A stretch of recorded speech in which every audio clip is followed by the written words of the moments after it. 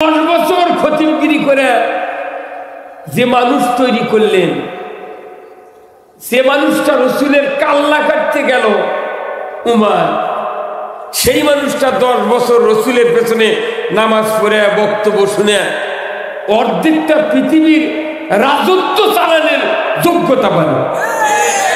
কতক্ষণ?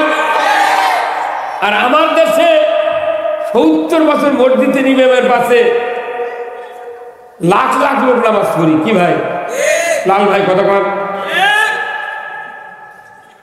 লাখ লাখ লোক ইমামের পাশে নামাজ পড়ি, হাজার হাজার জাকির, হাজার হাজার তবলিগ, হাজার হাজার বিভিন্ন রাজনৈতিক দলের নেতারা নামাজ পড়ি।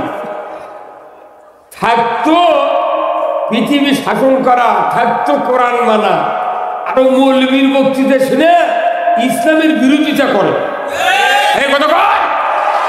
আপনি কি খবর জানি জান্নাতে যাবি?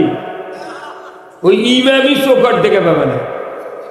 আমার বাংলাদেশের শতকরা 90% ইমাম ইসলাম বিজয় চায় না, চায় না। শুধু নবীর দাড়ি মানে, টুপি মানে, হজ মানে, উমরা মানে, কুরবানি মানে, ফতুয়া মানে, সব মানে, ইসলাম চায় না। এখন যদি আমি আপনাদেরকে বলি, ভাই বলেন তো ইসলাম অর্থ কি, তাহলে আপনারা কি বলবেন? কি কথা, মনে পিএইচডি করে আসছে। ইসলাম অর্থ শান্তি নো, কখনোই শান্তি নয়। ইসলাম হলো code of life. Islam is the complete code of life. ইসলাম হতো মানবতার জন্য একটা সার্বজনীন সবচেয়ে দামি মূল্যবান একটা জীবন ব্যবস্থা, যেটা আল্লাহ আরবিতে বলেছেন ইন্না দীনা ইনদাল্লাহিল ইসলাম। জোরে কোন আল্লাহু আকবার। আল্লাহর কাছে যে জীবন ব্যবস্থা পছন্দনীয়, আজও বাংলাদেশে আমাদের কাছে সেই জীবন ব্যবস্থা পছন্দ নয়। টুপিদারি টুপা দেখলে মিশে মিশে। তুমি ইসলামী মানো না, তোমার দাড়ি দিয়ে লাভ কি? তুমি ইসলামী মানো না, তোমার হজ করে লাভ কি? তুমি ইসলাম মানো না, তোমার পীরের জাকির হয়ে লাভ কি? তুমি ইসলাম মানো না, কোরআনের মাদ্রাসা করে লাভ কি? আমরা ইসলামকে মনে করছি একটা সুকেজের একটা বস্তু। সুকেজে যেরকম অনেকগুলি প্লেট রাখা হয়, অনেকগুলি টিকা, অনেকগুলি লেওয়া, অনেকগুলি তরমুজের ফালতা, অনেকগুলি হরিণের মাথা সুকেজের মধ্যে রাখে না। কিন্তু আপনার আমার স্ত্রী করে কি, দামি দামি প্লেটে কোনো কাউকে ভাত খাওয়ায় না। কথা কয় না, মানে আপনার কথা বলবে না, মোবাইলের দিক তাকালে কথা বুঝে পাবেন না। এটি বুঝতে এই ভাই একটা দামি কথা আমাকে বলেছে, আমি শুনেছি। ভাই একটা কথা কষে যে হাফেজদেরকে হাফেজ করে ধারণ করে, পর্দা খরচ করে, এই দেশের মানুষ মরবি জান্নাত। কথা বল না, আমরা যাচ্ছি না। এই সরকারি কায়েম করুন। এই সরকার একটা মন্ত্রী আছে, নাম হলো ওবায়দুল কাদের, নাম শুনলেন আপনারা? সবচেয়ে পরিচিত মন্ত্রী। এই লোকটাকে আল্লাহ বাইসাতে খালি রাস্তা করার জন্য। আজ থেকে 100 বছর পরে, 100 বছর আগে এমন কোন সরকার এদেশে আসবে না যে বাংলাদেশে যা রাস্তা হলো এইরকম রাস্তা কেউ করবে পারবে। আমার আপনারা নওগাঁ তো রাস্তা দেখতে পাচ্ছেন না, খালি আর 2 লাইন রাস্তা আপনারা দেখতে, মধ্যে যেন সাদা দাগ দাও, পানির মতো রাস্তা। এটা তো রাস্তা না। রাস্তা দেখলে আপনার টাঙ্গাইল থেকে রংপুর পর্যন্ত যাওয়া লাগবে। বগুড়া গেলে মনে হচ্ছে বগুড়া এখন লন্ডন। এই কথা 30 বছর আগে তাই মারা গেছে, তার চোখ বান্ধে মাইকে চলিয়ে না, বগুড়া রেলগেটে খাড়া করে চলে বলা হয়, ভাই কত এই দেশের নাম কি? ওই কবিটা লন্ডন। এক একটা ফ্লাইওভারের এক একটা পিলার দেশে 40টা বাড়ির ছাদ ঢালাই হবে যে কোনো গ্রামে, 1 কোটি টাকা দিয়ে এত বড় রাস্তা করছেন, আলহামদুলিল্লাহ। কিন্তু আমার রাসূল বলছেন আল ইমামু আদিলুন, ন্যায়পরায়ণ বাদশা আরশের নিচে জায়গা পাবে। আল্লাহর ইজ্জতের কসম, আমার দুনিয়ার সব উন্নতি আমি চাই, কাউর বিরোধিতা করি না। খালি যদি 4টা দফা বাংলাদেশে কায়েম হতো। 1 নম্বর নামাজের আইন, 2 নম্বর জাকাতের আইন, 3 নম্বর ন্যায়ের আদেশ, 4th নম্বর উন্নয়ন নিষেধ। এই 4টা দফা যদি বাংলাদেশে কায়েম হতো, এই সরকারকে কায়েম রাখতে যারা চেষ্টা চরিত্র করে আমরা ক্ষমতায় টিকে রেখেছি, আমরা সহ অফিসার সহ পুলিশ বাহিনী, বিডিআর আর্মি সহ কিয়ামতের দিন আরশের নিচে জায়গা পাইতাম। উমর ফারুক একা জান্নাতে যাবেন না, রসুল উম্মতকে নিয়ে জান্নাতে যাবেন। 12.5 লক্ষ বর্গ মাইলের যত সদস্য ছিল যুদ্ধের ময়দানে, বদর থেকে শুরু করে খন্দকের যুদ্ধ পর্যন্ত ইসলামকে টিকে রাখার জন্য যারা যুদ্ধ করে করে শহীদ হয়েছেন, গাজী হয়েছেন, সকলকে নিয়ে রসুল কিয়ামতের দিন আল্লাহ আরশের নিচে জায়গা পাবে। জোরে করে আল্লাহ। আমরা চাই না যে সবাই জান্নাতে যাক। আমরা কয়েক বক্তা জান্নাতে যায়, জীবনে বক্তারা জান্নাতে যাবে না, আগে জান্নাতে যাবে যারা সমাজের নেতৃস্থানীয় লোক, chairman, member, mayor, councillor, MP, মন্ত্রী, যারা দেশ চালায়, এদের কথা ডাইরেক্ট রসুল বলছেন 1 নম্বরে আল ইমাম আদিলুন, ন্যায়পরায়ণ বাদশা আরশের নিচে জায়গা পাবে। আজকে দুর্বলতা কোথায়? আমার দেশের দুর্বলতা হলো আমরা কোরআন পড়ি না, বুঝি না, কথা ঠিক কিনা? ভাই আপনাকে ইটার ভাতা আছে কোথায়? ভাই ভাতা এই যে এইটা চকবাড়িয়া আছে, এখানে যে একটা লোক চকবাড়িয়া 2টে বড় বড় ডালিত করে 2 ডালি মাটি সিকেট করে নিচ্ছে, শিখে বলেন না ভাত নিয়ে এই চকবাড়ির বাইরে বাইরে ঘুরছে রাস্তা দিয়ে, ভাই মাটি নিবে, ভাই মাটি নিবে। কেউ তাকায়নি, দেখুন হুট করে এক যুবক আগে বলেছে, ভাই মাটির গ্রাম তো, মাটির কামাল করা তো কোনদিন দেখিনি, তা আপনি মাটি বেঁধেছেন কেন? তে বলছে, ভাই আমার একটা ছেলে দাখিল পরীক্ষা দিবি, যে টাকা পয়সা নেই, আমি 8-10 ভাড়া মাটি বেশ করে যাচ্ছি, 20 টাকা ভাগ, আমি একটা ফর্ম ফিল আপ করবো, তে আমার মাটি বেশ বলে আনছি ভাই। তো বলছে যে কত দাম? বলছে 20 টাকা। তোর ওই যুবক বলেছে, ভাই আমার ঘরের মধ্যে মাটি, আজনাত মাটি, খোলাত মাটি, জমিত মাটি, মাটি লাগে আমি খুলে দিয়ে চলে আসবো, তোমার মাটি আমি কিনে পাবো না।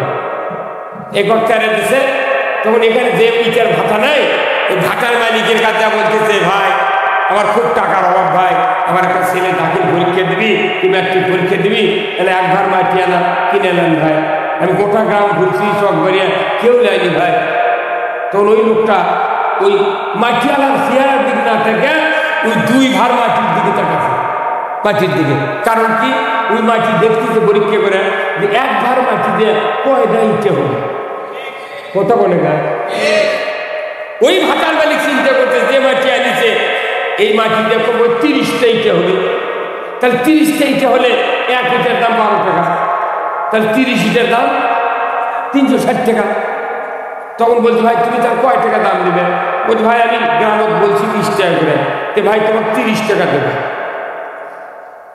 গ্রামের মানুষ মাটির দাম বোঝেনি ফেরত দেশে, আর ভাটাওয়ালা 20 টাকার জিনিস কয় টাকা দিলে না? কারণ কি? ওই মাটির দাম বুঝিছে, ওই মাটির দাম বুঝিছে। আমরা কোরআন পড়ি, কোরআন মানার চেষ্টা করি, কিন্তু কোরআনের দাম বুঝি না। সেই জন্য কোরআন ঘরের মধ্যে পৌঁছে লাল হয়ে যাচ্ছে, জুম্মাত লাল হয়ে যাচ্ছে। কোরআন কায়েম করলে চুরি হবে না। আওয়ামী লীগ, বিএনপি, জাতীয় পার্টি, যত লোক আছে বাংলাদেশে, হিন্দু মুসলমান, কারো অসুবিধা হবে না। ঠিক কথা ঠিক কিনা? যদি জানা বন্ধ হয় কারোর অসুবিধা হবে না। নামাজ কায়েম হয় সবার সুবিধা, কথা ঠিক কিনা? একজন নামাজি সন্তান যদি খালি বাপের কবর পার থাকে, হাত তুলে দোয়া করে, রব্বির হামহুমা কামা রব্বায়ানি সগীরা। আমার রাসূল বলছেন, ওই পিতামাতার কবরের আযাব 40 বছরের জন্য আল্লাহ মাফ করে দেয়। বলে আল্লাহ। শুধু নামাজি সন্তান। এখন আসুন কল্যাণ কাওয়া নেক সন্তান কাকে বলে? এই যে মাদ্রাসা, আমার রাসূল বলছেন, ইজা মাতাল ইনসানু ইনকাতান হুয়া মানু ইল্লা মিন সালাসাতিন ইল্লা মিন সাদাকাতিন জারিয়াতিন আও ইলমুহু ইয়ানদু বিহিন নাস আও ওয়ালাদুন সালিহ ইয়াদু লাহু। সুবহানাল্লাহ। আমার নবী বলেছেন, মানুষ মরে যাবে, সমস্ত আমল বন্ধ হয়ে যাবে, মাত্র 3টা আমল জারি থাকবে। 1 নম্বর সদকায়ে জারিয়া, মসজিদ, মাদ্রাসা, স্কুল, কলেজ, রাস্তাঘাট, টিউবওয়েল, পুকুর, পুষ্করণী, যত জনহিতকর কার্যকলাপ। দুনিয়ার কোনো মানুষ তৈরি করে মরে যাবে। আমার আল্লাহর নবী বলেছেন কিয়ামত পর্যন্ত ওই ভালো কাজের সওয়াব তার আমলনামায় আল্লাহ তাআলা লিখে দেবে। 2 নম্বরে এলেন কোরআনের জ্ঞান পড়ে এবং বক্তৃতা শুনে যারা অর্জন করবে এই কোরআনের জ্ঞান যদি কাউকে পরিবেশন করে পৌঁছায় দেয় ওই মানুষ আরেকজনকে দিল, এইভাবে কিয়ামত পর্যন্ত যত মানুষ আপনার ওই কথাটা আমল করবে কিয়ামত পর্যন্ত আপনার আমলনামায় আল্লাহ তাআলা সওয়াব লিখে দেবে। 3 নম্বর নেক সন্তান। নেক সন্তান যদি দুনিয়ার কোনো ইমানদার যদি তৈরি করতে পারে, আমার ভাইরা নেক সন্তানের পরিচয় আমি দিতে গিয়া রাসূলের একটা হাদিস আপনাদের সামনে আলোচনা করব। আমার রাসূল বলেছেন খায়রুকুম মান তাআল্লামাল কুরআনা ওয়া আল্লামা। রাসূল বলেছেন নেক সন্তান ওটাই যারা নিজেরা কোরআন শিখে অপরকে শিক্ষা দেয়। যদি বলেন আল্লাহু আকবার। প্রত্যেক ঘরে ঘরে কি কোরআন শেখা আর শিখানোর বাকি আছে ভাই? বাড়ি বাড়ি আলেম আছে, সূরা ফাতিহা বলে পারেন না। এমনও মানুষের ব্যাটা আছে যদি বলা হয় ভাই সূরা ইখলাস কত, তোর কয় কুণ্ড, তখন আমাকে আবার পড়া দেওয়া লাগে কুল আল্লাহ দিলে কুকু না কি কয় না। নেক সন্তানের বর্ণনা শুনেন, কেন নেক সন্তান তৈরি করবেন না? এখানে মাদ্রাসা দেখবেন এই গ্রামের মানুষ মাদ্রাসা পড়ায় না, ওই পদ্মীতলা, ওই পাহাড়পুর, ওই পোষা সাপাহা, ওই গাইবান্ধার সেখানে মাদ্রাসা করছে। একটা লোক চোখ মেলে দেখছে, ওরা মনে করছে মাদ্রাসা করছি ওই টাকা নেই, বেতন নেই, চাকরি পাবে না, ওই জন্য মাদ্রাসা করে কি লাভ? ওর বেটাগুলো পড়াচ্ছে জেনারেল লাইনে, আর গরিব মানুষের বেটাগুলো করছে পর বাবা বিদেশ সব নেই পর তুমি ভাত দেবে নি টাকা বলি মানে কি? হ্যাঁ, এখন মধ্যবিত্ত পড়াচ্ছে, উন্নত মানের ধনীরা পড়াবে না, মধ্যবিত্ত কেন পড়াচ্ছে এখন শোনেন। আমার ভাইরা আল্লাহর নবী বলেছেন মানুষ যখন মরণ বিছানায় শুয়ে যায়, অন্তিম শয্যায় যখন শায়িত হয়, ওই মানুষের কাছে আজরাইল আলাইহিস সালাম আসে। আজরাইল সালাম আসার পর দেখে মানুষকে বিভ্রান্ত করার জন্য 2টা শয়তান আসে ওই জায়গায়। একজন বাবার সুরত ধরে বসে ডান দিকে, মায়ের সুরত ধরে বাম দিকে বসে শয়তান। বাবার সুরতের শয়তান বলে বেটা রে, এই বেটা 50 বছর মাথার ঘাম পায়ে ফেলে আমি লালন পালন করেছি তোমাকে, নিজে না খাইয়া তোমাকে খাওয়াইছি, ঈদের দিনে নিজে নতুন জামা কাপড় না পরিয়া তোমাকে পরাইছি রে বেটা। আমি ঔষধের ব্যবস্থা করেছি আগে, তারপরে ভাত খেয়েছি পরে। আমার বেটা তুমি শোনো, আমি 50 বছর হাড় ভাঙ্গা পরিশ্রম করে তোমাকে লালন পালন করে মরে গেছি, মরণের সময় ইহুদি ধর্ম গ্রহণ করে মারা গেছি, তুমি ইহুদি হইয়া মরো। মায়ের সুরতের শয়তান বলবে বেটা রে 10 মাস 10 দিন ধরে ধারণ করেছিলাম, রক্তাক্ত অবস্থায় ভূমিষ্ঠ করেছিলাম তোমাকে, 2.5 বছর 13 মণ দুগ্ধ পান করেছিলাম রে বেটা, 5 বছর মেথনের কাজ করেছি রে বেটা, কঠিন শীতের ভিতরে প্রস্রাব করে তুমি পুরা কাপড় চোপড় ভিজে দিয়েছিলে, আমি তোমাকে কলিজা করে করে শীত থেকে বাঁচিয়েছি রে বেটা, 5 বছর মেথনের কাজ করেছি রে বেটা, আমি মরার সময় নাসারা ধর্ম গ্রহণ করে মারা গেছি, তুমি নাসারা হইয়া মরো, তোমার ভালো হবে। বলুন তো 2 থেকে 2 জনের কথা কি শোনা যাবে? যেরকম শোনা যাবে? আমার নবী বলেছে ও আমার সৌভাগ্যশীল উম্মত, ওই সময় যদি তোমার একটা হাফেজে কোরআন আলেম বেটা, মুত্তাকি বেটা, কোরআনের প্রেমিক বেটা যদি থাকে, কিংবা মেয়ে যদি থাকে হাফেজা, মরণের সময় আজরাইল যখন আসবে শয়তান ধোঁকা দেবে, ওই সময় যদি তোমার জবান বন্ধ হয়ে যায়, তোমার কানের শ্রবণ শক্তি, কলিজার অনুধাবন শক্তি আল্লাহ রহিত করেন না। নবীজি বলেছেন ওই সময় যদি একটা নেককার হাফেজে কোরআন আলেম বেটা, মুত্তাকি বেটা থাকে, সে যদি ওযু করে কোরআনের সূরা ইয়াসিন যদি তেলাওয়াত করতে থাকে, ইয়াসিন ওয়াল কোরআনিল হাকীম, তেলাওয়াত শুরু হয়ে গেল, এই সন্তানের মুখের কোরআনের আওয়াজ ওই পিতামাতার কর্ণকুহরে যখন পৌঁছবে, আমার নবী বলেছেন ওই বাবা দেখবে শয়তান আর নাই, ভাগিয়ে চলে গেছে।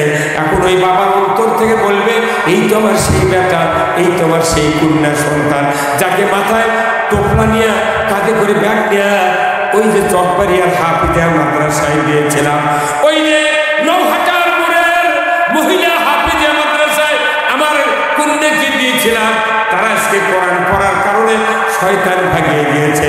শয়তান ভাগিয়ে যাবে। আমার রাসূল মদিনার রওজা থেকে এসে রুহানি সুরতে আপনার আমার সাথে দেখা দিবে, ওই পিতামাতার সাথে দেখা দিয়ে বলবে রে সৌভাগ্যশীল উম্মত, তোমার কোনো ভয় নাই, তোমার কোনো ভয় নাই, তুমি আমি রাসূল আমার চেহারা দেখো আর কালেমা পড়ে পড়ে তুমি ঈমানের কোলে মৃত্যুতে তুমি ঘুমিয়ে যাও। জোরে কন্যা মারহাবা। জিকির করেন লা ইলাহা লা ইলাহা, সবাই জবান খুলে পড়ুন লা ইলাহা। ভাই একটু সামনে চাপেন, তাই যে কারো চাপে আসেন তো, পেছনে জায়গা নেই, মানুষ দাঁড়িয়ে আছে, খুব শীতের দিন চাপে আসে, খুব চাপে আসে। সামনে যুবক বাইরে এই বাম সাইডে অনেক জায়গা আছে, ফরাস পাড়াতে আসেন আছে। লা ইলাহা লা ইলাহা, সবাই জবান খুলে বলেন লা ইলাহা। সময় থাকিতে বান্ধব ভেলা, কাজে লাগবে সন্ধ্যাবেলা, অগ্নি কুণ্ডে বাজাই ডঙ্কা, ইব্রাহিম খলিলুল্লাহ। লা ইলাহা, জোরে জোরে লা ইলাহা, আরো জোরে লা ইলাহা। দেখো মওলার কি খেলা, ডঙ্কা বাজে কারবালা, শহীদ হইলেন ইমাম হুসেন, তবু সারে না ইল্লাল্লাহ। লা ইলাহা।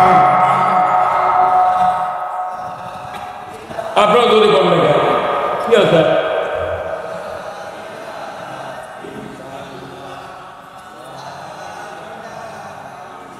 লা ইলাহা ইল্লাল্লাহ মুহাম্মাদুর রাসূলুল্লাহ সাল্লাল্লাহু আলাইহি ওয়াসাল্লাম।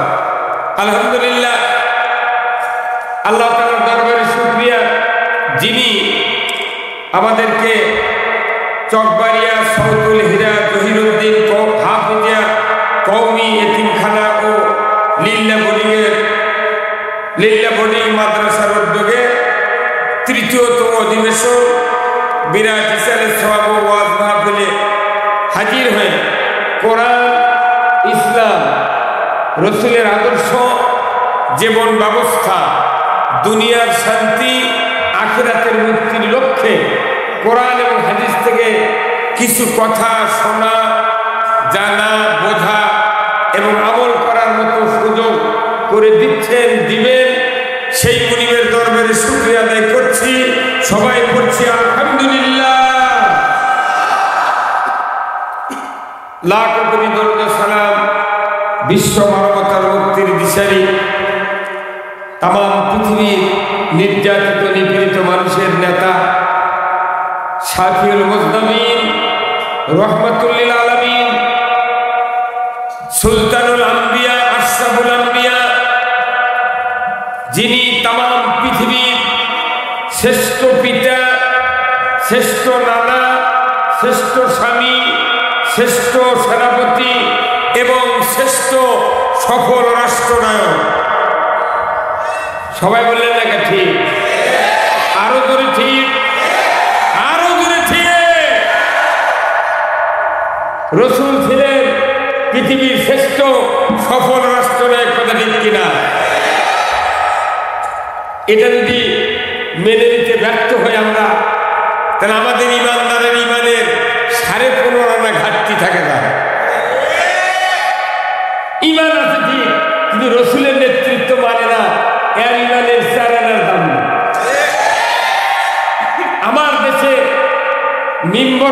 শুরু করে চেয়ারম্যান, এমপি, উপজেলা, মেয়র, কাউন্সিলর, যত নেতা আছে, জনপ্রতিনিধি, সরকারি অফিসার বাদ দেন, খালি জনপ্রতিনিধি যারা, এই লোকগুলো যদি খালি রসুলকে সফল রাষ্ট্রনায়ক হিসেবে মেনে নিতে পারতাম, আমার দেশে সুদ চলত না, চুরি চলত না, জেনা চলত না, ধর্ষণ চলত না, ঘুষ চলত না, দুর্নীতি চলত না, এবং মসজিদে জুতা চুরি হতো না।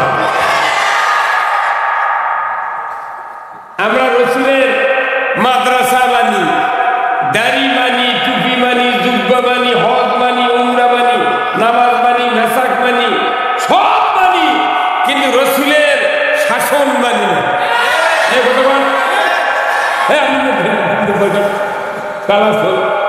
দেড় জুম্মা বয়স 4 কোটি লাগাতে হবে।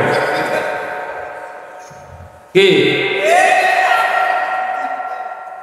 ভাই ওটা কি করতে পাঠাচ্ছেন আপনি? ওটা বন্ধ করে মুক্তিদের শোনেন কথা, ঠিক কিনা? আমাদের মূল টার্গেট হলো রসুলের আদর্শ মেনে নিতে হবে। আজকে আমরা যাই যে দল করি, যে তরিকা মানি, ঠিক ওই তরিকের পীর যেভাবে টুপি মাথাতেছে, পুরো জাতির পার্টি ওই টুপি মাথাতেছে।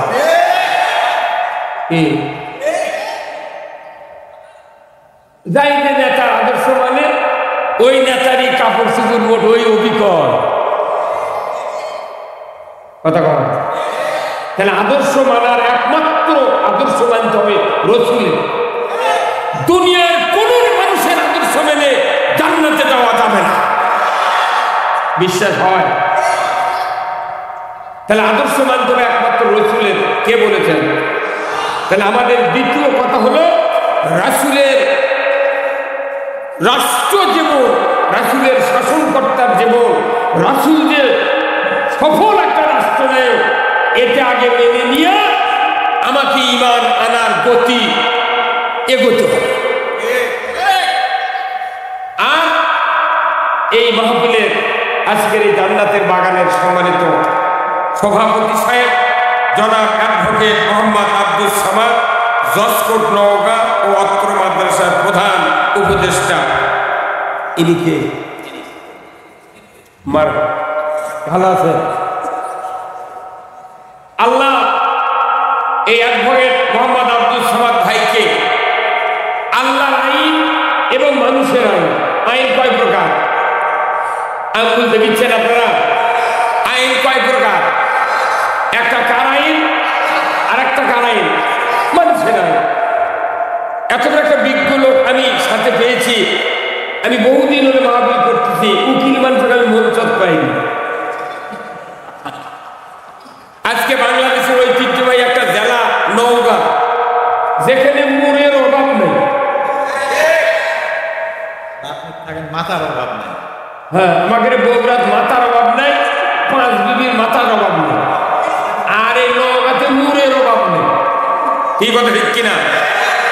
আমাদের এই নওগাঁর সবচেয়ে বয়োজ্যেষ্ঠ একজন রাজনীতিবিদ, উনি মারা গিয়েছেন, মরহুম আব্দুল জলিল।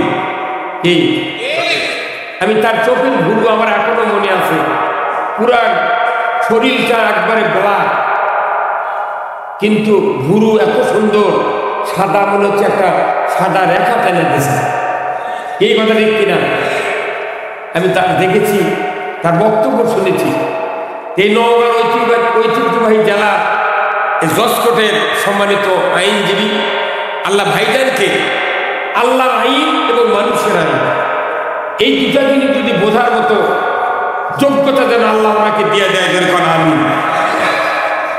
প্রধান অতিথি বিশিষ্ট রাজনীতিবিদ, শিক্ষাবিদ, এই নওগাঁ এই ঐতিহ্যবাহী উপজেলার সম্মানিত ভাইস চেয়ারম্যান জনাব আলহাজ মোহাম্মদ ইলিয়াস তুহিন রেজা ভাই, নওগাঁ সদর উপজেলা পরিষদ, বাংলাদেশ আওয়ামী লীগ, নওগাঁ জেলা আওয়ামী লীগের সাংগঠনিক সম্পাদক নওগাঁ। আল্লাহ ভাইজানকে ওমারের মতো যোগ্যতা দিন বলুন আমি। বিশেষ অতিথি বৃন্দ জনাব মোহাম্মদ লাল, সাধারণ সম্পাদক নওগাঁ জেলা স্বেচ্ছাসেবক লীগ নওগাঁ সমাজসেবক, জনাব মোহাম্মদ আমানুজ্জামান সুল, জনাব আলহাজ মোহাম্মদ এজাহার আলী মন্ডল, জনাব মোহাম্মদ সেকেন্দার আলী, জনাব হাফেজ মোহাম্মদ আশরাফুল ইসলাম। আল্লাহ কয় ভাইকে ইসলাম, দ্বীন এবং কোরআন বোঝার তৌফিক দান করুন। সহ সভাপতি 8 জন, আল্লাহ 8 জন ভাইকে দ্বীন বোঝার তৌফিক দান করুন বলুন আমিন। সম্মানিত মেহমান বৃন্দ, আলহাজ মুফতি মোহাম্মদ রিজওয়ান আহসান, ইমাম ও খতিব নওগাঁ কেন্দ্রীয় মডেল মসজিদ নওগাঁ, আল্লাহ ভাইজানকে ইসলাম বিজয়ের জন্য কথা বলার তৌফিক দান করুন বলুন আমিন। আজকের মাহফিলের বিশেষ মেহমান মুফতি মোহাম্মদ আব্দুল বারী, ইমাম খতিব চকবাড়িয়া কেন্দ্রীয় জামে মসজিদ নওগাঁ, আল্লাহ ভাইজানকে সমাজের সকল মানুষকে ইসলামের দিকে দাওয়াত দেওয়ার তৌফিক দান করুন বলুন আমিন। বিশেষ অতিথিবৃন্দ অনেকগুলি, 300 কত হয় 48, এছাড়া স্থানীয় ওলামায়ে কেরামগণ, মঞ্চে বসা সুধীবৃন্দ, সামনে বসা মুরব্বিনে কেরাম, চেয়ারে বসা বিশেষ মেহমান বৃন্দ, প্রাইমারি, মাদ্রাসা, হাই স্কুল, কলেজ, বিশ্ববিদ্যালয়ের শিক্ষক মহোদয়গণ, ছাত্র ভাইরা, পর্দার অন্তরালে হাজারো মা বোনেরা, ইন্তেজামিয়া কমিটি বর্গ সহ কচি কাচারা এবং আজকের এই মাহফিলের প্রচার মিডিয়ার সম্মানিত মাইকালা এবং ভিডিওম্যান ভাইয়েরা, সবার প্রতি আমার সালাম। আসসালামু আলাইকুম ওয়া রাহমাতুল্লাহি ওয়া বারাকাতুহু। কেমন আছেন আপনারা? আছি আলহামদুলিল্লাহ, আল্লাহ সুস্থ রেখেছেন। আমি আপনাদেরকে কিছু কথা বলব, সেই কথাটা হবে কোরআনে। কিসের? কোরআনে। এই কোরআনের সাথে কি কারো বিরোধিতা আছে? একটা লোক হাত তুলে বলেন তো, আমার খুব দুশ্মনী আছে। সারা বাংলাদেশে পাওয়া যাবে, কোনো অমুসলিম কি পারবে? পারবে না। তাহলে কোরআন সবাই আমরা গ্রহণ করলাম, কোরআনের পক্ষ নিতে আমরা কি রাজি আছি? কারা কারা দুহাত তুলে দেখা। লিল্লাহে তাকবীর, নারায়ে তাকবীর, নারায়ে তাকবীর। আল্লাহ কবুল করুন। বলুন তো, এই কোরআন দুনিয়ায় মানব না কবরে মানব? সব দুনিয়ায়, তাই না? আসলে কোরআনটা হলো দুনিয়ার জন্য প্রযোজ্য, আখিরাতে কিচ্ছু করার নেই। কবরে হাসরে মিজানে 1 কোটি বার সুবহানাল্লাহ বললে একটাও সওয়াব নেই। কথা বল। তাহলে দুনিয়াতে কোরআন মানতে হবে। এই কোরআনের প্রথম আয়াতটা কি বলেন তো? প্রথম আয়াতটা হলো ইকরা বিইসমি রাব্বিকাল্লাযী খালাক। পড়ুন মুহাম্মদ, সৃষ্টিকর্তা রবের নামে। আল্লাহু আকবার। আল্লাহ নিজে বলছেন মুহাম্মদ পড়ুন, জিবরাইল দিয়ে বলাইছেন মুহাম্মদ পড়ুন সৃষ্টিকর্তা রবের নামে। আল্লাহ রাসূল যখন এটা শুনলেন তখন বললেন আলা উম্মি, আমার আক্ষরিক জ্ঞান নাই, আমি পড়তে পারি না। আবার জিবরাইল বললেন ইকরা বিইসমি রাব্বিকাল্লাযী খালাক। উনি আবার বললেন আলা উম্মি, আমি পড়তে পারি না। রসুলের আক্ষরিক জ্ঞান ছিল না, কিন্তু রসুলকে ডাইরেক্ট জ্ঞান দান করেছেন কে? কোন কলেজ, প্রাইমারি, বিশ্ববিদ্যালয়, হাই স্কুল কোন রকমের ডিগ্রি ছিল না। ছিল কি? শুধু কি রসুল? সমস্ত সাহাবী রসুল জীবদ্দশায় ভাষণ দিয়েছেন। বিদায় হজের ভাষণ আরাফাতের ময়দানে ১৬ লক্ষ সাহাবী দাঁড়িয়েছিলেন, একজন সাহাবীর 5% ডিগ্রি ছিল না। GSC, JDC, inter degree, MA, BEd, doctor, philosophy, PhD, FCPS, প্রভাষক, আল্লামা, কোন ডিগ্রি ছিল কারণ? কিচ্ছু নেই। স্কুলই নেই। স্কুল খালি মসজিদে নববী। কথা ঠিক কিনা? আর বিশ্ববিদ্যালয় থেকে উনি ওহি নিয়ে এসেছেন গাড়ি হিরের থেকে, এই পর্যন্ত দৌড়। কিন্তু ওই সমাজে ১৬ লক্ষ সাহাবীর সামনে আল্লাহ রসুল বিদায় হজের ভাষণ দিলেন মাত্র 23 মিনিট। কয় মিনিট? 23 মিনিট।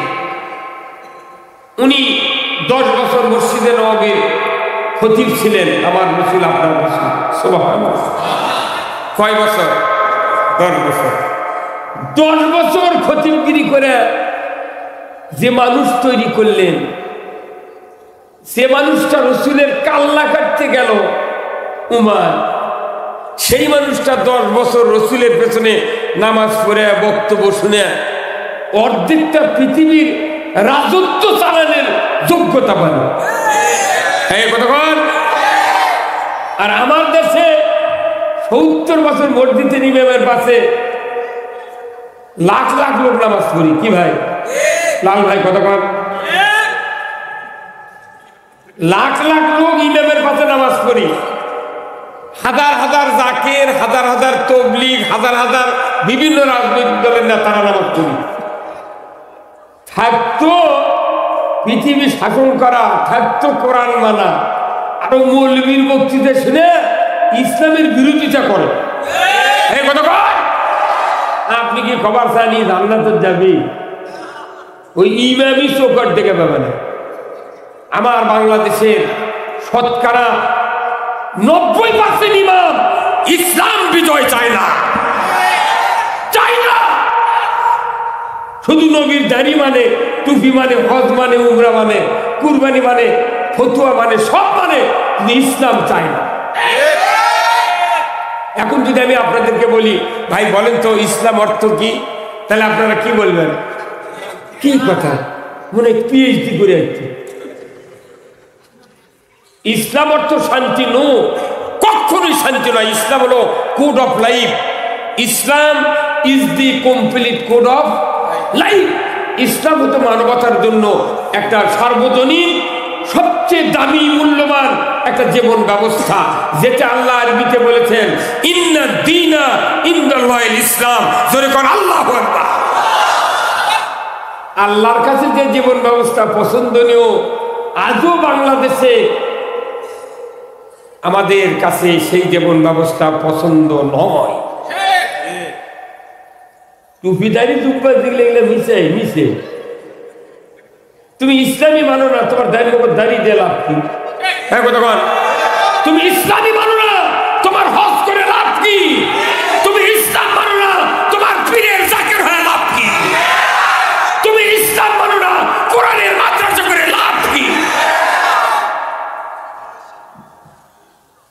আমরা ইসলামকে মনে করছি একটা সুকেতের একটা বস্তু। সুকেতে যেরকম অনেকগুলি প্লেট রাখা হয়, অনেকগুলি টিকা, অনেকগুলি লেওয়া, অনেকগুলি তরমুজের ফালতা, অনেকগুলি হরিণের মাথা সুকেতের মধ্যে রাখে না। কিন্তু আপনার আমার স্ত্রী করে কি, দামি দামি প্লেটে কোনো কাউকে ভাত খাওয়ায় না। কথা কয় না, মানে আপনারা কথা বল না, মোবাইলের দিক তাকালে কথা বুঝে পাবেন না। এটি বুঝতে এই ভাই একটা দামি কথা আমাকে বলেছে, আমি শুনেছি। ভাই একটা কথা কষে যে হাফেজদেরকে হাফিজ করে পাগড়ি দিয়ে ক্ষান্ত নয়, তাদের সাথে লেগে থাকতে হবে যাতে তারা ভবিষ্যতে সমাজের নেতৃত্বে আসে। এই এক কথাতে আল্লাহ কবুল করে, ইনি জান্নাতে চলে যাবেন। সবচেয়ে দামি কথা উনি বলেছেন। কি বলছিলাম আমি?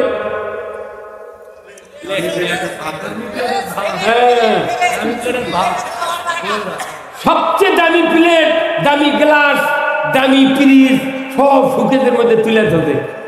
এটা কিসের জন্য? যাতে মানুষ ঘরে, আবার এই শোকেসটা হচ্ছে প্রত্যেকটা ভিআইপি বাড়ির ওই যে ঘরে রাখে সেই ঘরের দরজা সোজা, যে কোনো একটা লোক আসে ঢুকতেই না শোকেসের নজর পড়ে। আর নজর বলি না দেখে ইন্দোনেশিয়ার প্লেট, চীনের টিকা, কি ভাই কি কথা ঠিক কিনা? ওটা কোনো খাওয়ার জন্য নয়, ওটা দেখার জন্য। আমাদের বাংলাদেশ ওইরকম হাতে ইসলামের যে ব্যবস্থা সেটা সুখে তো তুলে ধরে, ওটা কাকু দেখতে দিচ্ছে না। খালি তোমার ওই ইসলাম দেখা যাবে না, খালি তুমি সুখে তো দেখবে ওইটা ওইটা ওইটা ইসলাম। ইসলাম কি আল্লাহ দেখার জন্য বানাচ্ছে না পালন করার জন্য?